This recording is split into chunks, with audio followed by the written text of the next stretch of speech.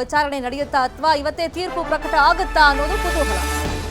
ಈಗಾಗಲೇ ವಿಚಾರಣೆ ಆಗಿದೆ. ಅಲ್ಲಿ ಹೈಕೋರ್ಟ್ನಲ್ಲಿ ನಿನ್ನೆ ಆದೇಶ ತೆರವಾಗಿದೆ.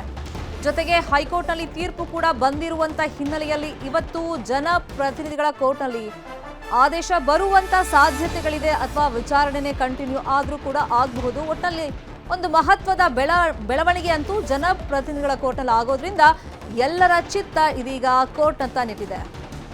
ತನಿಖೆಗೆ ಅಸ್ತು ಅಂತ ಕೋರ್ಟ್ ಹೇಳುತ್ತಾ, ಲೋಕಾಯುಕ್ತ ತನಿಖೆ ಫಿಕ್ಸ್ ಆಗುತ್ತಾ, ಸ್ನೇಹಮಯಿ ಕೃಷ್ಣ ಸಲ್ಲಿಸಿರುವಂತ ಖಾಸಗಿ ದೂರಿನ ಬಗ್ಗೆ ಇವತ್ತು ನಿರ್ಧಾರ ಆಗುವಂತ ಚಾನ್ಸಸ್ ಇದೆ. ಕೌಂಟ್ ಡೌನ್ ಸ್ಟಾರ್ಟ್ ಆಗಿದೆ. ಒಟ್ಟಿನಲ್ಲಿ ಕೋರ್ಟ್ನ ನಿರ್ಧಾರ ಏನಾಗಿರುತ್ತೆ ಅನ್ನೋದು ಸಹಜವಾಗಿ ಕುತೂಹಲ ಇದೆ. ನಿನ್ನೆ ಹೈಕೋರ್ಟ್ನಲ್ಲಿ ಸಿದ್ದರಾಮಯ್ಯ ಅವರಿಗೆ ಕೊಂಚ ಹಿನ್ನಡೆ ಆಗಿರೋದಂತೂ ಸತ್ಯ. ಅಂದ್ರೆ ವ್ಯತಿರಿಕ್ತವಾಗಿ ತೀರ್ಪು ಬಂದಂತ ಹಿನ್ನೆಲೆಯಲ್ಲಿ, ಪ್ರಾಸಿಕ್ಯೂಷನ್ಗೆ ಅನುಮತಿ ಕೊಟ್ಟಂತ ಹಿನ್ನೆಲೆಯಲ್ಲಿ ಹೈಕೋರ್ಟ್ ರಾಜ್ಯಪಾಲರ ನಿರ್ಧಾರ ಸರಿಯಾಗೇ ಇದೆ. 17A ಅಡಿಯಲ್ಲಿ ಯಾರು ಬೇಕಾದ್ರೂ ದೂರು ಕೊಡಬಹುದು, ಪ್ಲಸ್ ರಾಜ್ಯಪಾಲರ ನಿರ್ಧಾರ ಸರಿಯಾಗೇ ಇದೆ ಅಂತ ಹೈಕೋರ್ಟ್ ಆದೇಶವನ್ನ ಎತ್ತಿ ಹಿಡಿದಿತ್ತು. ಇದೇ ವಿಚಾರವಾಗಿ ಇನ್ನಷ್ಟು ಡೀಟೇಲ್ ಆಗಿ ಇನ್ಫಾರ್ಮೇಶನ್ ಕೊಡೋದಕ್ಕೆ ಫೋನ್ ಸಂಪರ್ಕದಲ್ಲಿ ಕನೆಕ್ಟ್ ಆಗಿದ್ದಾರೆ ನಮ್ಮ ರಿಪೋರ್ಟರ್ ಗಂಗಾಧರ್ ವಾಗಟ. 10:30 ನಂತರ ಒಂದು ಮಹತ್ವದ ಬೆಳವಣಿಗೆ ಜನಪ್ರತಿನಿಧಿಗಳ ವಿಶೇಷ ಕೋರ್ಟಲ್ಲಿ ಆಗುತ್ತೆ ಅಂತ ಒಂದು ನಿರೀಕ್ಷೆಗಳಿತ್ತು. ಎಷ್ಟೊತ್ತಿಗೆ ಈಗ ವಿಚಾರಣೆ ನಡೆಯುತ್ತಾ, ತೀರ್ಪೇ ಇವತ್ತು ಪ್ರಕಟ ಆಗುತ್ತಾ, ಏನ್ ಬೆಳವಣಿಗೆ ಆಗ್ತಾ ಇದೆ ಸದ್ಯಕ್ಕೆ? ನಿರ್ಮಿತಾ ಶೆಟ್ಟಿ ಕೆಲವೇ ಹೊತ್ತಿನಲ್ಲಿ ಜನಪ್ರತಿನಿಧಿಗಳ ನ್ಯಾಯಾಲಯದಲ್ಲಿ ಏನು ಖಾಸಗಿ ದೂರನ್ನ ಸ್ನೇಹಮಯಿ ಕೃಷ್ಣ ಅವರು ಸಲ್ಲಿಕೆ ಮಾಡಿದಂತಹ ಖಾಸಗಿ ದೂರಿನ ಒಂದು ಆದೇಶ ಬರುವಂತಹ ಸಾಧ್ಯತೆಗಳಿದೆ ಅಂತ ಹೇಳಲಾಗ್ತಾ ಇರುವಂತದ್ದು. ಆದ್ರೆ ಪ್ರಮುಖವಾಗಿ ಈ ಒಂದು ಸಂದರ್ಭದಲ್ಲಿ ಸಿಎಂ ಸಿದ್ದರಾಮಯ್ಯನ ಪರವಾಗಿ ಏನಾದ್ರು ಅಲ್ಲಿ ಅರ್ಜಿಗಳನ್ನ ಹಾಕೊಳ್ತಾರ ಅನ್ನೋದ್ರ ಬಗ್ಗೆ ಕೂಡ ಒಂದು ಕುತೂಹಲ ಇದೆ. ಆದ್ರೆ ಇದುವರೆಗೂ ಕೂಡ ಅವರ ಪರ ವಕೀಲರಿಗೆ ಒಂದು ಅರ್ಜಿಯನ್ನ ಹಾಕೊಳ್ಳುವಂತ ಬಗ್ಗೆ ಅಂದ್ರೆ ಅವ್ರಿಗೆ ಯಾವುದೇ ರೀತಿ ಸೂಚನೆ ಬಂದಿಲ್ಲ ಅಂತೇಳಿ ಅವರ ವಕೀಲರು ಹೇಳ್ತಾ ಇರುವಂತ ಮಾತು. ಆದ್ರೆ ಇಂಥ ಒಂದು ಸಂದರ್ಭದಲ್ಲಿ ಅಂದ್ರೆ ಈಗ ಒಂದು ಕಡೆ ಏನಾದ್ರೂ ಆದೇಶ ಬರುವಂತದ್ದಾಗಿರ್ಬೋದು ಅಥವಾ ಜನಪ್ರತಿನಿಧಿ ನ್ಯಾಯಾಲಯದಲ್ಲಿ ಬರುವಂತ ಪ್ರೊಸೀಜರ್ಸ್ ಏನಿದೆ ಅದರಲ್ಲಿ ಪ್ರಮುಖವಾಗಿ ಒಂದು FIR ಮಾಡಬಹುದು ಅಂತ ಸೂಚನೆಯನ್ನ ಕೊಡಬಹುದು. ಆದ್ರೆ FIR ಸೂಚನೆ ಅಂದ್ರೆ PCR ಅಡಿ ಮಾಡ್ಕೊಳ್ಬೇಕಾಗುತ್ತೆ. ಯಾಕಂದ್ರೆ ಈಗ ಬುಡ ವಿಚಾರವಾಗಿ ಈಗ ಅವರು ಏನು ಒಂದು 14 ಸೈಟ್ಗಳನ್ನ ಪಡ್ಕೊಂಡಿರುವಂತದ್ದು ಅದು ಮೈಸೂರಲ್ಲಿ ಇದೆ ಅಂತ ಹೇಳಿ ಒಂದು ಆರೋಪ. ಅಲ್ಲಿ ಇನ್ವೆಸ್ಟಿಗೇಷನ್ ಮಾಡ್ಬೇಕಂದ್ರೆ ಮೈಸೂರಿನ ಲೋಕಾಯುಕ್ತದಲ್ಲೇ ಒಂದು ಕಂಪ್ಲೇಂಟ್ ಅಂದ್ರೆ FIR ಅಲ್ಲಿ ಮಾಡ್ಕೊಳ್ಬೇಕಾಗುತ್ತೆ. ಆ FIR ಮಾಡ್ಕೊಳ್ಳೋ ಸಂದರ್ಭದಲ್ಲಿ ಅಲ್ಲಿ ಕೊಟ್ಟು ಅಲ್ಲಿ ತನಿಖಾಧಿಕಾರಿಗಳನ್ನ ನೇಮಕ ಮಾಡ್ಕೊಂಡು ಇನ್ವೆಸ್ಟಿಗೇಷನ್ ಪ್ರೊಸೆಸ್ ಮಾಡ್ಬೇಕಾಗುತ್ತೆ. ಆದ್ರೆ ಈ ಒಂದು ಅದನ್ನ ಅಬ್ಜೆಕ್ಷನ್ ಮಾಡುವಂತ ಸಾಧ್ಯತೆಗಳು ಕೂಡ ಈಗ ಏನು ದೂರದಾರ ವಕೀಲರು ಮಾಡಬಹುದು. ಯಾಕಂದ್ರೆ ಲೋಕಾಯುಕ್ತ ಎಲ್ಲ ಕೂಡ ಸಿಎಂ ಅಧೀನದಲ್ಲಿ ಬರುವಂತದ್ದು. ಹೀಗಾಗಿ ಇವರು ಸ್ಪಷ್ಟವಾಗಿ ಆಗಿರ್ಬೋದು ಅಥವಾ ಈ ಕೇಸ್ ಅನ್ನ ಅವರು ಸರಿಯಾದ ರೀತಿಯಲ್ಲಿ ಮಾಡೋದಿಲ್ಲ ಅನ್ನೋ ಆರೋಪವನ್ನ ಕೂಡ ಅಲ್ಲಿ ವಾದವನ್ನ ಮಾಡುವಂತ ಸಾಧ್ಯತೆಗಳಿರುತ್ತೆ. ಒಂದು ಸಂದರ್ಭದಲ್ಲಿ ಈಗ ಕೋರ್ಟ್ ಒಂದು ವೇಳೆ ಅದು ಪ್ರಯತ್ನ ಸಂಸ್ಥೆ ಇರುವಂತ ಲೋಕಾಯುಕ್ತ ಕೊಡುತ್ತಾ ಅಥವಾ ತಾನೇ ಟ್ರಯಲ್ ಕೂಡ ನಡೆಸುವಂತ ಸಾಧ್ಯತೆಗಳು ಕೂಡ ಇದೆ ಅನ್ನೋ ರೀತಿಯಲ್ಲಿ ಕೆಲ ವಕೀಲರು ಹೇಳುವಂತದ್ದು. ಯಾಕಂದ್ರೆ ಟ್ರಯಲ್ ಮಾದರಿಯಲ್ಲಿ ಅಲ್ಲಿ ನ್ಯಾಯಾಧೀಶರೇ ಪ್ರಾರಂಭ ಮಾಡಿದಂತಹ ಸಂದರ್ಭದಲ್ಲಿ ಇಲ್ಲಿ ವಾದ ಪ್ರತಿವಾದಗಳಿಗೆ ಅವಕಾಶ ಇರುತ್ತೆ. ಆ ಸಂದರ್ಭದಲ್ಲಿ ದೂರದಾರ ವಕೀಲರು ಕೂಡ ಮತ್ತೆ ಸಿಎಂ ಪರ ವಕೀಲರು ಕೂಡ ಅದ್ರ ವಾದಗಳನ್ನ ಮಾಡಬಹುದು.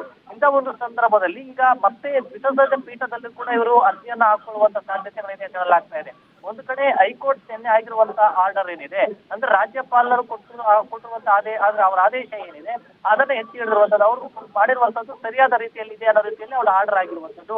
ಹೀಗಾಗಿ ಅದನ್ನ ಪ್ರಶ್ನೆ ಮಾಡಿ ದ್ವಿಸದಸ್ಯ ಪೀಠದಲ್ಲಿ ಹಾಕೊಳ್ಳಬಹುದು. ಮತ್ತೆ ಜನಪ್ರತಿನಿಧಿಗಳ ನ್ಯಾಯಾಲಯದಲ್ಲಿ ಕೊಟ್ಟಂತ ಏನು ಆದೇಶ ಬರುತ್ತೆ ಅದಕ್ಕೆ ತಡೆ ಕೋರಿ ಒಂದು ವೇಳೆ ಏನಾದ್ರು ಅವ್ರ ಅರ್ಜಿಗಳನ್ನ ಹಾಕೊಳ್ಬಹುದು.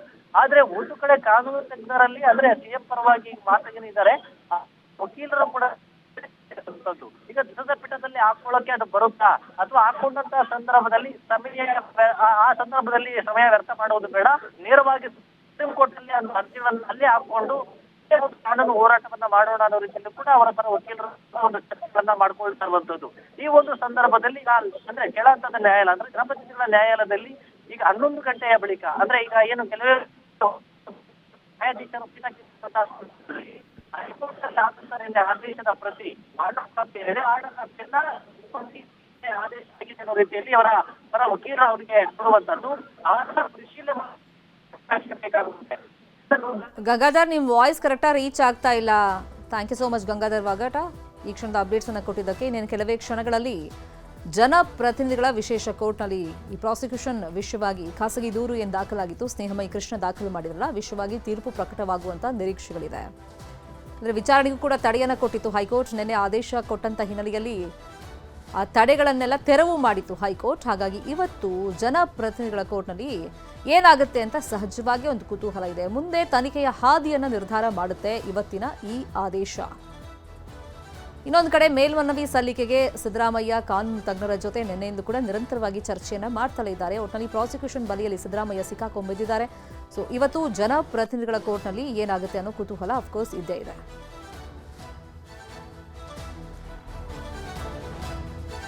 ಲೋಕಾಯುಕ್ತ ಕೊಡ್ಬೋದು ಅಥವಾ SIT ರಚನೆ ಮಾಡ್ಬೋದು, ಖಾಸಗಿ ಸಂಸ್ಥೆಗೂ ಕೂಡ ಕೊಡ್ಬೋದು ತನಿಖೆಯ ಜವಾಬ್ದಾರಿ. ಏನಾಗುತ್ತೆ ಅನ್ನೋದು ಆದೇಶ ಬಂದ ಮೇಲೆ ನೋಡೋಣ. ಕನ್ನಡಿಗರ ನೆಚ್ಚಿನ ನ್ಯೂಸ್ 18 ಕನ್ನಡ ಈಗ ವಾಟ್ಸ್ಆಪ್ನಲ್ಲೂ ಲಭ್ಯ.